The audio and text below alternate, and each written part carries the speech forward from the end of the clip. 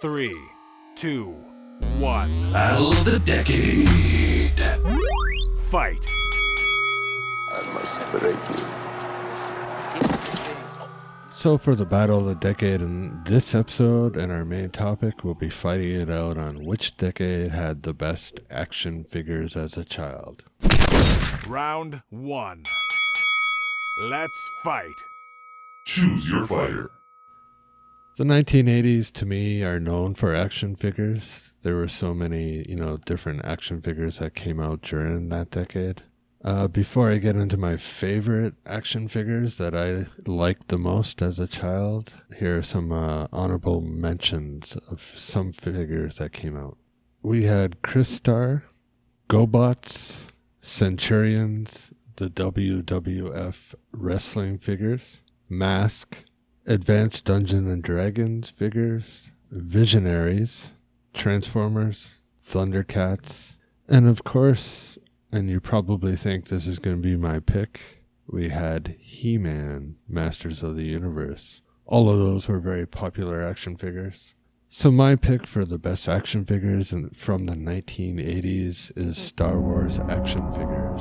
The first movie came out with their figures in 1978, but I'm talking more of action figures from The Empire Strikes Back and from Return of the Jedi, which were Empire was released in 1980 and Jedi in 83. So that's my pick for the best action figure. And for some 1990s action figures, some honorable mentions include the Street Fighter action figures, Crash Test Dummies, Earthworm Jim, Power Rangers, Ghostbusters action figures. These came from a spin-off animated series. The Terminator 2 action figures, X-Men, Batman, and Teenage Mutant Ninja Turtles. But my pick for the best action figures of the 1990s were Spawn action figures. I didn't really care for the Spawn movie or comic books, but I remember these toys as being really well designed. They still look cool to this day. And they are the only action figures that look like they were designed by a comic book illustrator. Round 2. Let's fight. Tail of the tape.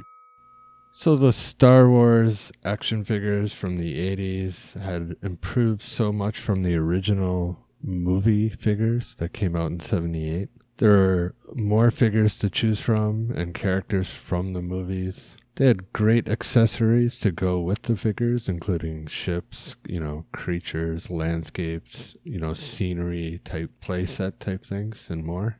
They were the first and only action figures that I actually collected when I was young.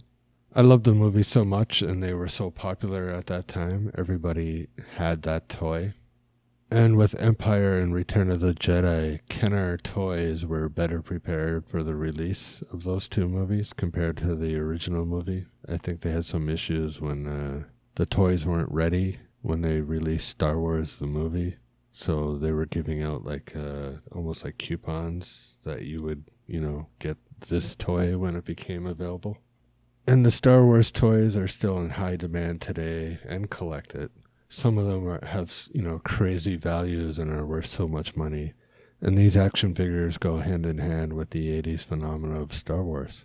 And some of the reasons why I picked the Spawn toys as my choice. These were the first line of Spawn toys ever produced and released in 1994 and consisted of 6 figures, the hero Spawn and his medieval counterpart, with Tremor and the villains Violator, Overt Kill, and Clown, as well as the Spawn Alley playset, the Spawnmobile, and the Violator monster rig. I really enjoyed playing with all these toys. Again, wasn't a big fan of the movie or the comic books. I just thought these things looked really cool and, really, really well designed. A lot of thought and effort put into these designs. They were notably different from the toys common on the shelves at the time because of their level of detail in both sculpting and painting. So they looked really cool. And these action figures had individual items such as spikes, teeth, claws, and buttons painted individually and packaged encased by hard plastic, which surrounded both the figure and blister card, making them more suitable collector's items. And those are some of the reasons why I chose Spawn action figures as the best action figures of the 90s. Round 3.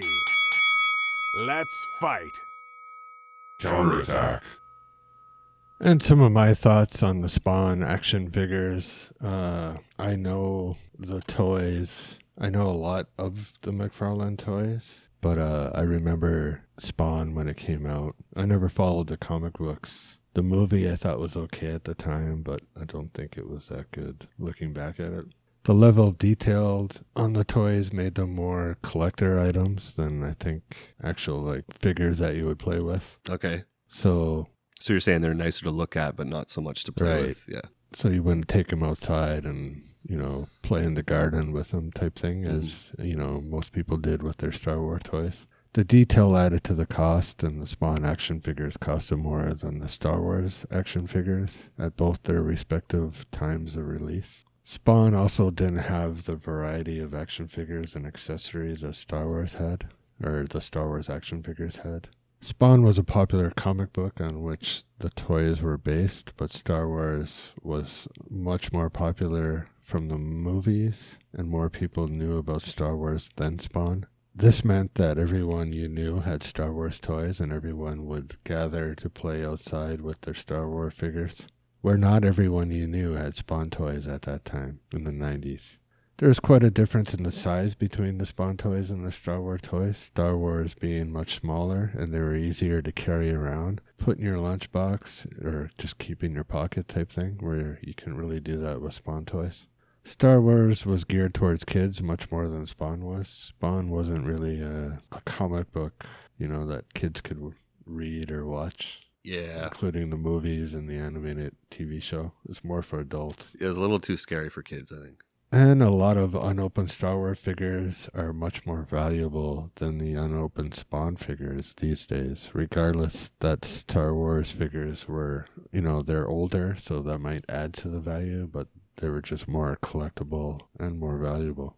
Well, there are a couple things I agree with you on that. I remember seeing like an unopened Luke Skywalker figure in Okinawa a few years ago. I think it was like the equivalent of like $10,000. Yeah, I think that's around the average for an original Luke Skywalker. Yeah, I think, I agree with you. They are much more valuable. I just think, and I agree that, the Star Wars had a lot more accessories. You had like the Millennium Falcon and all these other different kind of like weapons and side characters, which I thought was pretty impressive.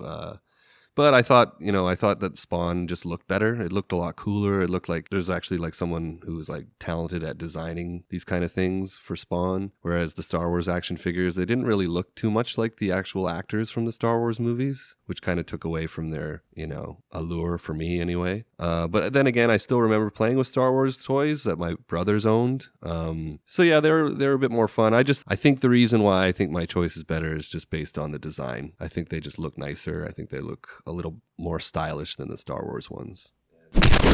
Round 4. Let's fight. Final round. And lastly, once again, why I chose the 1980s Star Wars action figures from both Empire Strikes Back and Return of the Jedi. I thought they were much more popular than the Spawn figures and more valuable today. There is a larger variety and choice of figures, accessories, and vehicles, and, play sets for Star Wars than there was for Spawn. The smaller size made them easy to carry with you, trade, and use such things as vehicles and play sets that you could actually fit the characters in.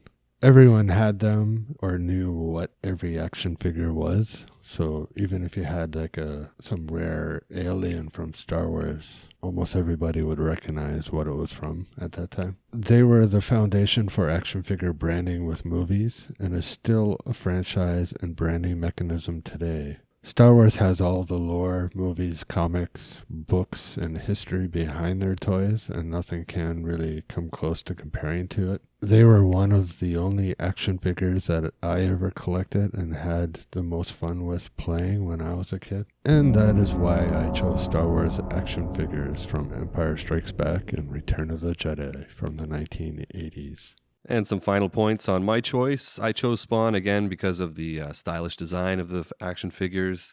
I thought they looked really cool. In particular, Clown, the famous villain from the movie. I think I think the reason why I chose Spawn is just the way they look, and I think I just like the style. I think they're a lot more stylish. I thought, like the colors and everything just looked very unique as an action figure, and it looked like something that you almost don't want to take out of the box because it feels like you're kind of tarnishing it or ruining it.